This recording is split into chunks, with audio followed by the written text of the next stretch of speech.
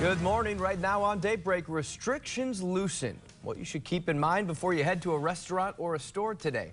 Senator Warren, what can you promise a Michigan voter? I can promise a Michigan voter.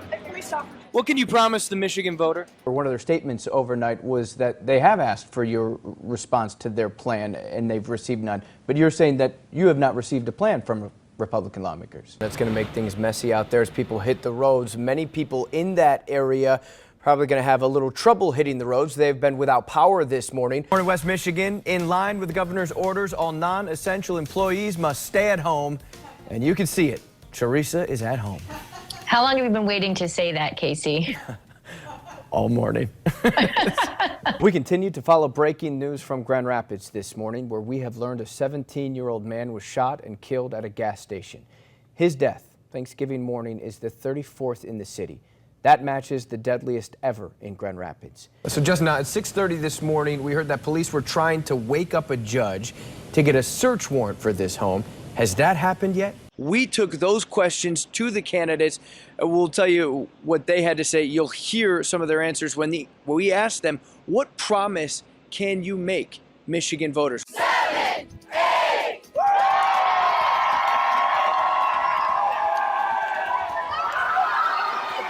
And when I asked Staff Sergeant Dentler if he had anything else he'd like to add, he said one thing, that he would like to say hello to his wife and his kids, his family back home in West Michigan.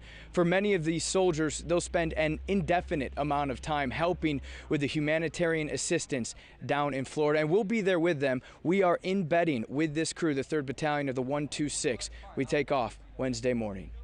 We set aside the next half hour to bring you this journeys of people in your neighborhood, making a difference. And tonight, we want to start on Grand Rapids' west side, a sort of real-life Sandlot story, a divine diamond that's meant so much to so many neighborhood kids over the decades. Now, Sullivan Field, known on the streets as Valley Field, is getting some much-needed love. Are there specifics with those numbers, Governor, that you're looking for? Is there a threshold that you want to see in percentage of the positivity rate or number of cases and deaths? Here's what I need from you. I need you to take the butterflies and the nerves that are bottled up inside of your stomach, and I need you to set them aside for a moment. Don't put them too far away, though. You're going to need them from the race. They are going to help you run just a little bit faster. This RBR chant, this is a little bit of fun. This is a little bit of energy. This is an extension of what the Riverbank Run has stood for 42 years. Togetherness, commitment, community. And this is kind of the trend, Teresa, that we've been seeing since Super Tuesday, is Bernie losing to Bernie in places that he's won. You take a look at Ottawa County here. These are the numbers in 2016. Sanders there beating Hillary by nearly 30%. But last night in Ottawa County, it's Joe Biden taking it from Bernie Sanders by nearly 12%. Now, each year we cover stories of why people run this race. This one is a bit different. It's a story about life, love, and about someone who won't be running today, and the immense hole that'll be left for so many who are out there. Governor Whitmer said it would be one of the final reopenings in Michigan. Salons, beginning today, they are back open statewide. It, of course, comes with change and safety in mind. But for a lot of people, salons reopening is more than just a cut and color. It can be therapeutic. We have some new information within the last 10 minutes about what the NAACP wants from Grand Rapids Police. It has to do with the night that officers handcuffed an 11-year-old girl.